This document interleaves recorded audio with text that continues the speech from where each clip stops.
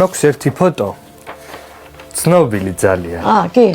და მინდა რომ აღმიწეროთ ეს სურათი. ეს არის ჩამოვდივარ მატარებლით პირველი მაჩის შემდეგ რო გადმოვლახე საქართველოს საზღვარი. მთელი იმიდან ვაგონიდან ხო შემოდიოდნენ და ჭიქას წევდნენ მათგებზე და მე ბაქაზე ვიდექ. სულ მუდმივად. საქართველოში როგორც კი შემოვედით ყველგანაც ხალხი იყო ყველა ბაქაზე და ეს არის უკვე თბილისში. სადგურს მოედანეს გადაჭედილი იყო მამაჩემ მარცხენა ფეხზე ფეხსაც მენ დაკარგა. გავიგე და მეორე დღეს რაც მოხდა ოპერის თეატრში შეხვედრა მე მსგავსი რაღაცა არ ვიცი რა. სახში რომ მიხვედით, მამამ მოგცათ ერთი რჩევა. იცით რა იყო? ისე დაღლილი ვიყავი რომ ერთ ოთახში გაშლილი იყო პურმარილი.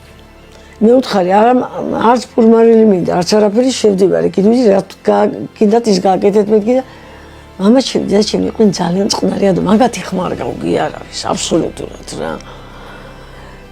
და მამაჩემ ამიტყვა ერთი სადღერძელოს გეტყვიო და მე დაწია რა. და აწია ჭიქა და მითხრა რომ თავში რა გივარდესო? კი, მე და მე კი არ მომისწრე, ჩემს თავში რა გივარდესო.